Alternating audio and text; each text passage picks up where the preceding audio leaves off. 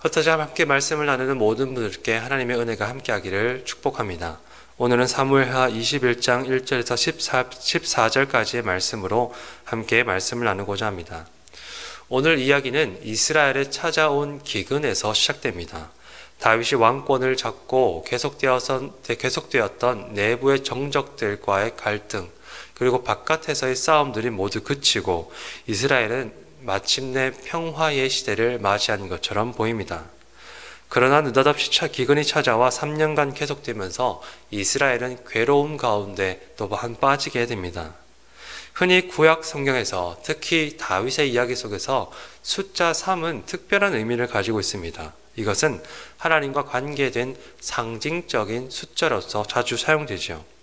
압살롬을 피해 달아났던 기간 역시 3년이었고 훗날에 다윗이 인구조사로서 온 이스라엘이 고통을 받았던 기간 역시 3일이 소요됩니다. 기근 또한 이와 비슷하게 하나님께서 이스라엘 백성들, 하나님의 백성들을 징벌하실 때 사용하셨던 대표적인 도구로서 사용됩니다.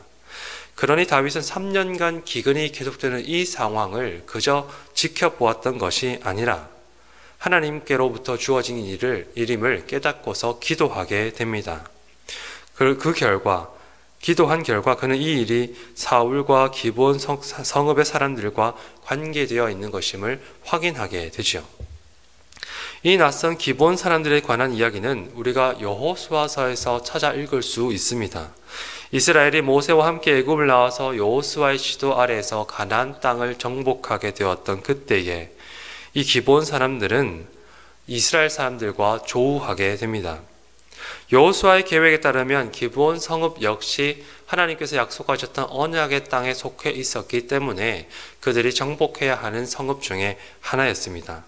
그러나 하나님의 소문을 들었던 기브온 성읍의 사람들은 꾀를 내어서 여호수아가 이끄는 이스라엘과 화친의 맹세를 맺게 되죠. 이 맹세가 이방 족속인 기브온 사람들을 이스라엘 안에서 안전하게 살도록 보호하는 역할을 하게 됩니다.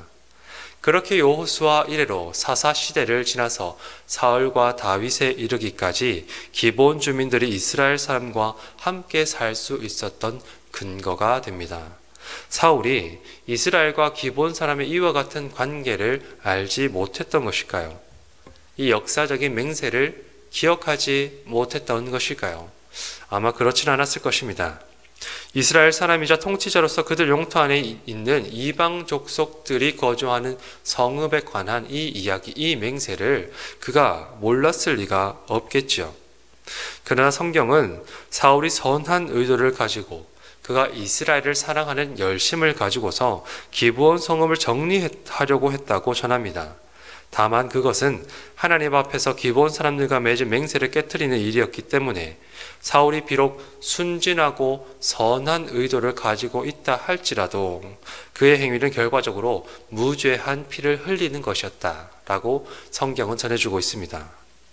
다윗은 이스라엘의 왕으로서 이 일을 다스리고자 합니다. 드러난 문제를 매듭짓지 않는다면 이스라엘과 기브온 사람들은 계속해서 고통 가운데 머물게 될 것입니다. 하나님 앞에서 이 일을 해결하지 않는다면 그들에게 주어진 하나님의 징벌로서의 심판은 그치지 않을 것입니다. 그래서 그는 기브온 성읍 사람들의 요구에 따라서 무죄한 피를 흘린 사울의 남은 사람들을 혈육으로 대속합니다. 하지만 다윗 역시 사울의 아들 요나단과 맹세한 것이 있었기 때문에 요나단의 아들인 무비보셋 대신 사울의 또 다른 아내 리스바와 그 사울의 5 외손자들을 기브온 사람들 손에 넘겨주어서 무죄한 피를 대속하기로 결정합니다.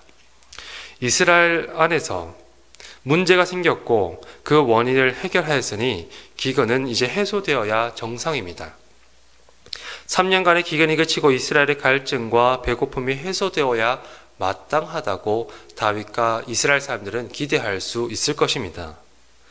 그런데 성경은 이 모든 일의 마침을 14절에 가서야 이렇게 전해주고 있습니다. 그 후에야 하나님이 그 땅을 위한 기도를 들으시니라.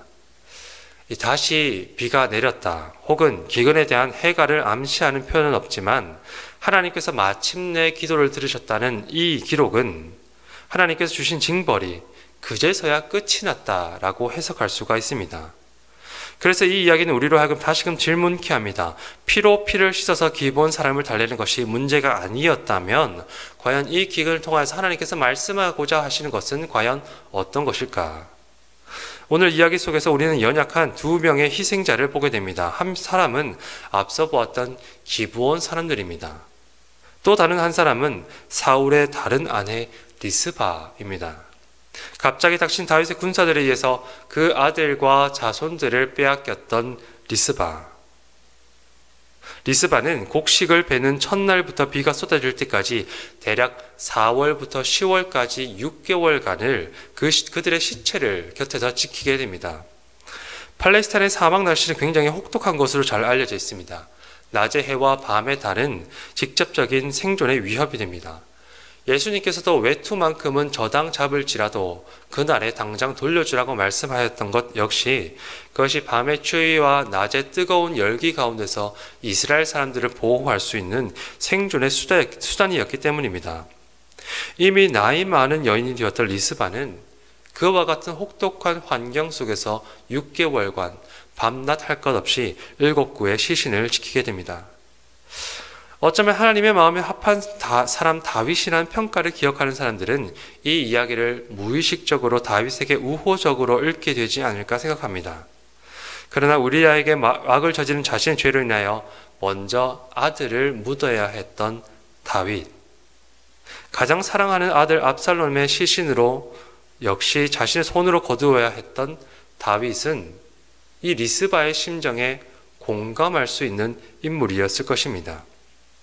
아버지의 죄로 인해서 무죄한 자녀의 죽음을 경험해왔던 다윗은 리스바의 사정을 동정할 수 있었을 것입니다.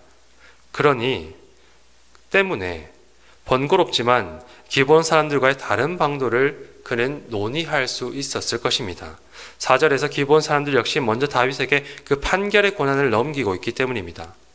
과연 다윗과 기본 사람들 사이에 더욱 지혜로운 방법은 없었을까요? 분명히 다른 방도가 있었을 것입니다. 기근의 원인을 기도로 하나님께 엽주던 다윗이 문제의 해결을 두고서는 역시 기도할 수 있었을 것입니다. 그러나 그는 원인을 해결하는 데는 기도하지 않습니다. 어쩌면 다윗은 보다 손쉬운 정치적인 해법을 선택했던 것 같습니다. 20장에 있었던 세바의 반란과 같이 사울의 남은 집안이 정치적인 부담이기도 했던 다윗에게 있어서 기브온 사람들의 요구는 어떻게 보면 자신이 처한 이 문제와 난관들을 손쉽게 해결해 줄 수 있는 방편처럼 보였을 것입니다. 아무런 저항할 힘이 없는 몰락한 왕가의 미망인인 리스바는 그렇게 자녀들의 죽음에 내몰리는 장면을 두 눈을 두고서 보아야 합니다. 그는 정치적인 희생양이 되었죠. 그렇게 6개월간 혹독한 그 기후 속에서 억울함과 한스러움을 아무런 말 없이 토로할 따름입니다. 그리고 마침내 다윗이 그것을 알고 7구의 시신과 사울과 요나단을 함께 정성스럽게 국장을 치러준 이후에야 하나님께서 이렇게 응답하셨던 것입니다. 그 후에야 하나님이 그 땅을 위한 기도를 들으시니라. 사무엘하는 다윗을 중심으로서 이야기를 전해주기 때문에 자칫 다윗이 주인공이 아닌가 하는 생각을 하게 됩니다.